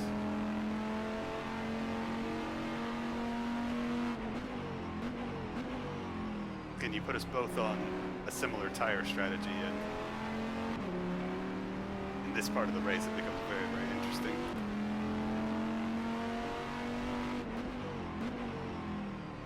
Oh, he's really locking up his tires almost every single corner.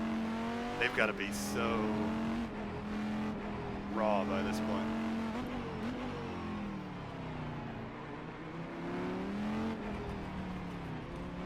Like he's probably dealing with quite the flat spot on that front right. Well, I don't know, each of them is really small lockup, so it might not actually be a flat spot. Now, I think we have to go around one more time. I think the leader is still on his last lap, which would make this our last lap. But we'll see if we get a little flag next to the top left. Nope, one more.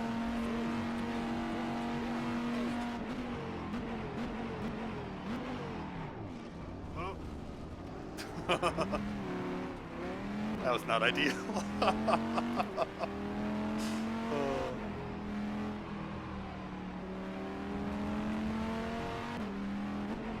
I will have put a lot of junk on our tires and overheated them and scrubbed some life off.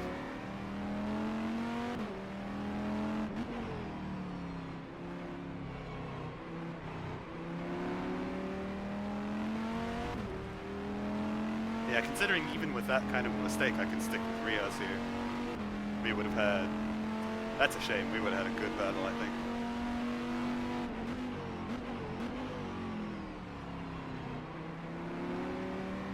So maybe next round we can have a good battle.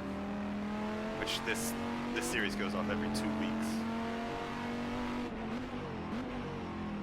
So not next Tuesday, but the one after that will be the next event. And then it's a break for Christmas. So it'll be a month after that next one.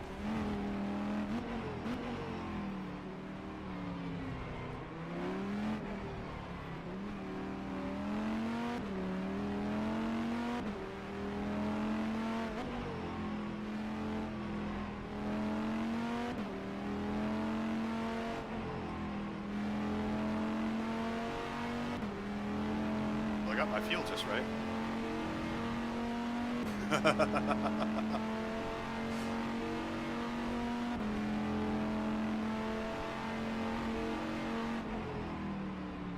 Probably looks wicked cool to see my car do that in the background. In your mirror, by the way. Because my livery is sexy. Let me watch the end of this right here.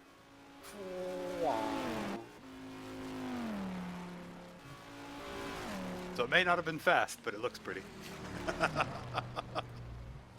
And isn't that what's most important? By the way, I find it kind of funny that Mike Tanti was the first one to quit. And he's the one that was like, I hope you all crash so I win, lol. Like... Again, that's... Oh! Roger frickin' ran out of fuel. Oh, that's funny. If I had been on the same lap as him, I would have gotten another position there. That's funny. Again, it's a shame that all of those people behind were DNFs, but... Oh, evidently Andreas Loeffler is not happy. Ugh. You don't have to tire save, just... run 2 pit stops and run soft. Like, there's... People that say that kind of thing don't understand the strategy options that they have. Got 2 drive-throughs. Oh, man. Disconnected. Well, that was a race. Alright, I want to watch part of that replay, but I really need to use the restroom very, very badly. So we will check out some of that replay in just a moment.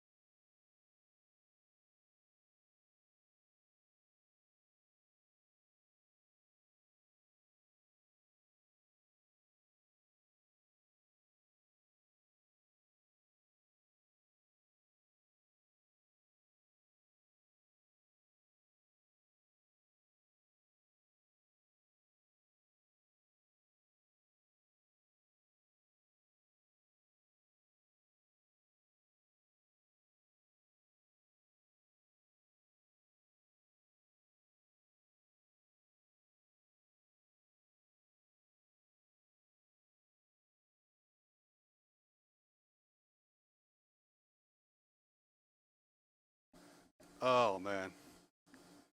For like the last 20 minutes of that race, my bladder felt like it was going to burst. I'll have to try and plan to not drink quite so many fluids before the race next time. Oh, I'm still happy with that race. I'm happy that I finished it more than anything. It's disappointing that it started the way that it did, and it's disappointing that so many people exited. But it was still a neat race. Well, now it doesn't matter. Now I don't have an hour and a half race to run, so I can drink plenty right now. Although this is actually pink lemonade in this one.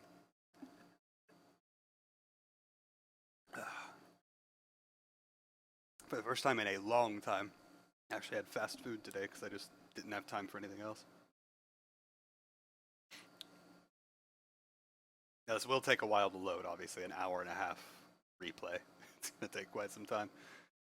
And then we'll basically glance through the replay a little bit, see what happened at the start, and then kind of interested to see what happened to some of the guys that exited, but then we'll just relax with some livery stuff for the rest of the day. And possibly do some racing right at the end, but we'll see. 5. Actually, it's revs.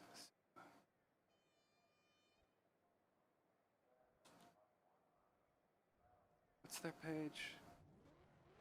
Okay, so it's revs and racing uk.liveracer.com.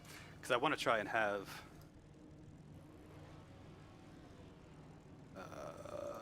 hold on for a second, R Factor. I want to see if I can look at the race we just did on Live Racers.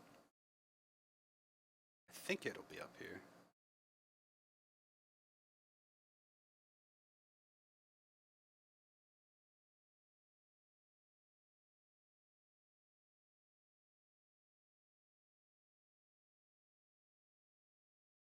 Although it might have already switched to the other.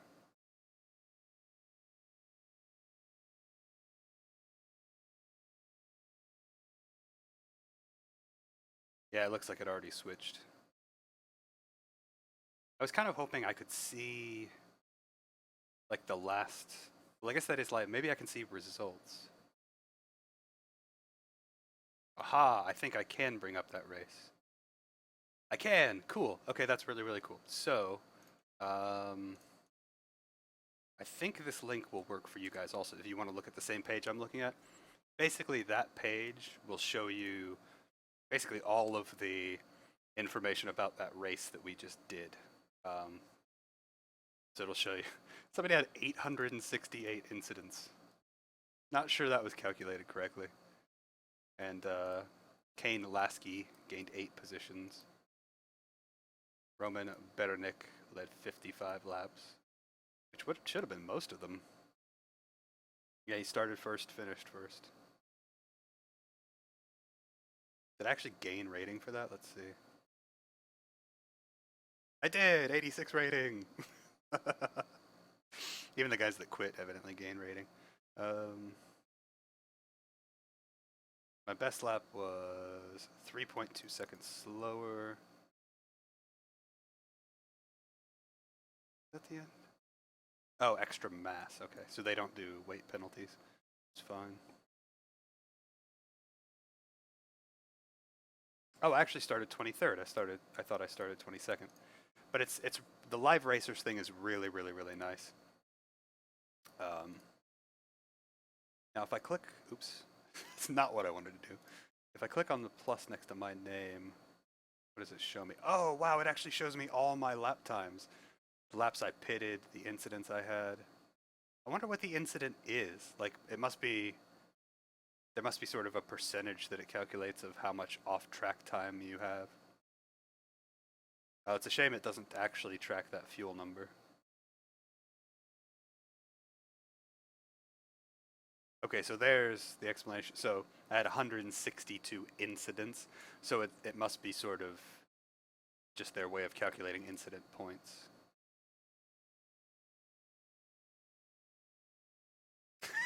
Flex. Oh, that's funny. All right, for the first view of this, we're actually going to... A way to zoom out? There we go. I really want to see it from this view. First part of this replay. All right, let's get to the actual start here. Does this have the formation lap also? Yeah, it does. All right. By the way, this is the weirdest formation lap. Like this grouping of cars going into the first corner, this shouldn't happen on a formation lap. Like realistically, a formation lap should be not this. It should be about 60 to 80% of an overall lap speed. I mean, you can see right there, like I had to slam on the brakes because all of a sudden, like these people should all be going through that corner at about the same speed one after another, but somebody just stops and all of a sudden there's this annoying accordion effect. It's by far the weirdest formation lap I've ever been a part of, and that's including iRacing races. I mean, like here, again, like I can't generate any speed to put heat in the tires. Because realistically, you want to go as fast as you can on the straightaways, because that really hunkers down the car and forces the tires to work, which puts heat in the tires. On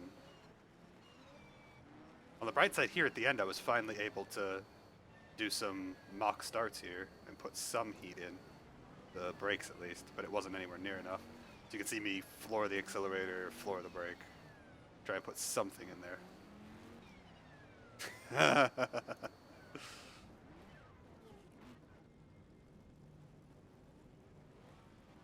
Wow.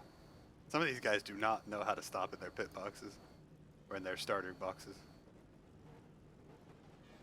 That's, by the way, that is perfect. So watch here.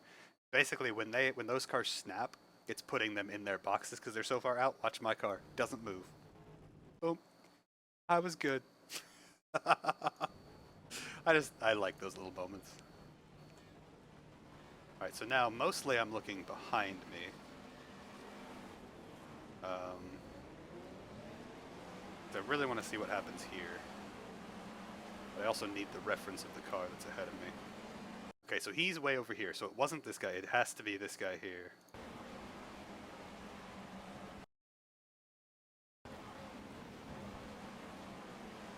So, okay, here, I'll point out my normal braking point is right... Actually, I can't see it from this, let me see. The track doesn't look the same here. It's right about here-ish. Like, see where that little inlet is?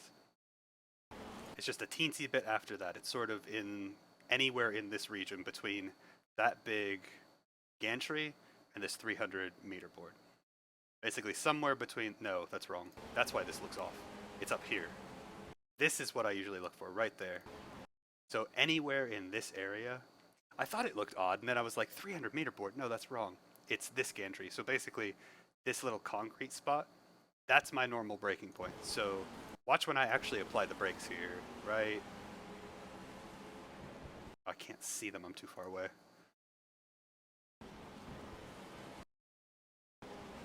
I mean, you can see just how much further back. Yeah, I start to apply them here. So this is probably 100 meters or more from... Yeah, that would be kind of neat if you miss your pit box, if it actually put you in the pits. I'm guessing if you miss it by enough, like if you're just completely outside of it, it'll probably do that. But my guess is they just didn't miss it by enough to really justify that it started from the pits. But anyway, I mean, this is what you have to do on the first turn, first corner when you're at the back of the field. Do you see how much further back I brake? Now my guess is this guy behind me doesn't do that. My guess is he tries to brake closer to his regular point. You can sort of see that by how close he is here. And then here, I have to slam on the brakes again because this guy is not turning in. Like, he's slowing way down. I'm already in second gear here. I should click it down to first. Now, that right there is the speed that I normally carry through that corner. So this just became a horrible traffic jam. I'm gonna have to look at the front of the field and see what happened here. This shouldn't happen in the first corner. Realistically, the first 3 or 4 rows should go through. The first guy and the second guy usually get through on their own. Then it should be a couple rows of 2x2, and then it should be single file from there on out. So right here, I end up hitting that guy a little bit. Yeah, and then he's not stopping. Is he at least on the brake pedal, or is he just...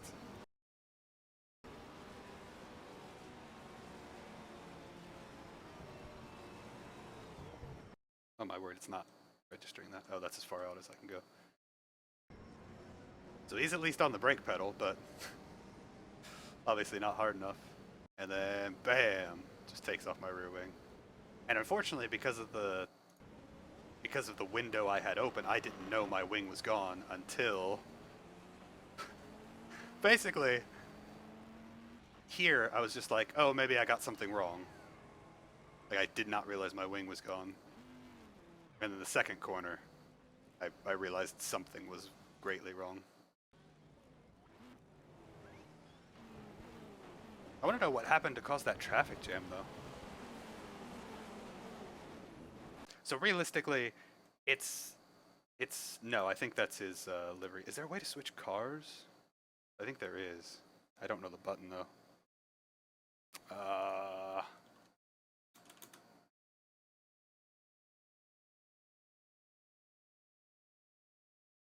How do I switch cars in the replay? Perfect. Numeric plus or minus. Okay, so it should be numpad plus or minus. Haha! Perfect. I think that's just his paint job. No, he lost his hood on the... What?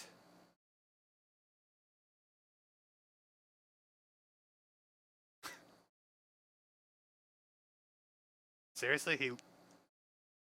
On the formation lap, with as slow as it was, he lost the front of his car? At first I thought it was just his paint job, but you are definitely correct, Brussels. I guess he wrecked on the formation lap? I mean, that does help explain why he wasn't prepared for that first corner. It's just it's unfortunate that I happened to be the one in front. I mean, look at that throttle. What in the world is going on? Like, this is wild. I don't know if this is just a difference in lag and stuff or what, but that throttle and brake is... I guess he's dragging the brake here, trying to get heat in the brakes. I guess that's what's going on there. How does he lose his hood? Or bonnet, as the Brits say. Okay, so he's just dragging his brake. So I guess that's how most of them are getting their thing. Yeah, the way it's flickering is really awkward, though. I must wonder if he doesn't have an issue with his... Oh.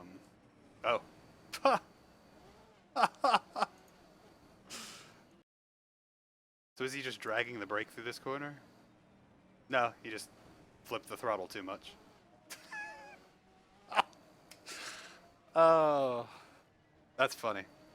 Alright, now I want to see what in the world happened in the front of the field to cause this horrible traffic jam. Because the bulk of the problem was not him. The bulk of the problem was up here. Like, okay, this also right here, this explains why the... Oh yeah, it's perfectly... I mean, it's one of those things that happens to a lot of people. By the way, these gaps right here explain why it was so terrible at the back. So look at the gap here, the gap here, the gap here, the gap here. Like, all of these people were basically screwing it up for everybody at the back of the field. So none of us were able to actually create gaps. So that's really annoying. Probably about 5th place is where I want to look at. So we'll zoom it out here. we'll fast forward because it's going to take a while to get to the... Wow, none of these people can grid correctly. Like, what is this? It's not that hard to hit your grid spot, by the way. It's genuinely not a difficult thing. You've got a big red box. It's very obvious. And he misses his. I don't.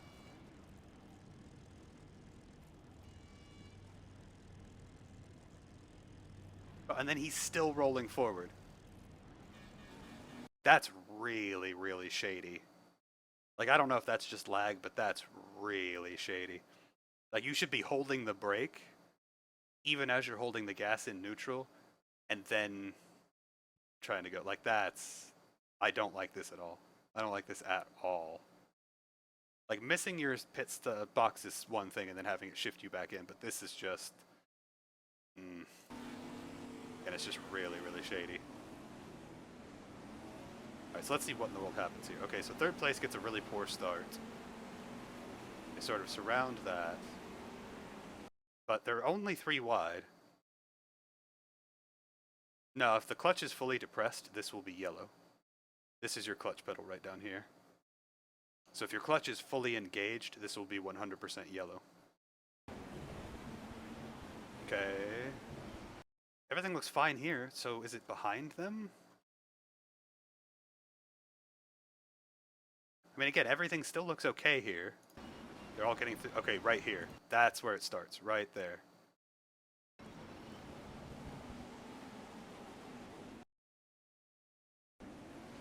Looks like he doesn't get a very good start back here. He gets a good one, comes off, he gets a good one. And then it looks like this guy just really... Well, I know only 3 wide sounds funny, but realistically, on a start of this track, for this first corner, you can go 3 wide because it's a fairly slow corner, but realistically the person on the outside should still be able to carry a lot of speed, and the person on the inside actually is probably going to sacrifice the most on that corner. But you can actually make it through 3 wide and bring it back down.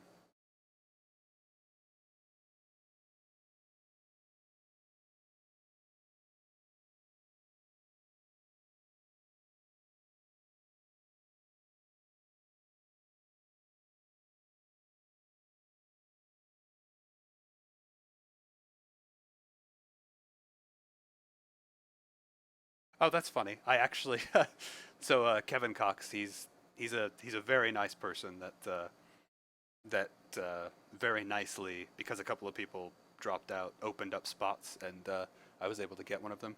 But he runs this stuff very, very well. He's very, very nice. He's in this car, I think, right here. But anyway, it's kind of funny. He just sent me a message being like, "Hey, to get points, you need to be on Live Racers."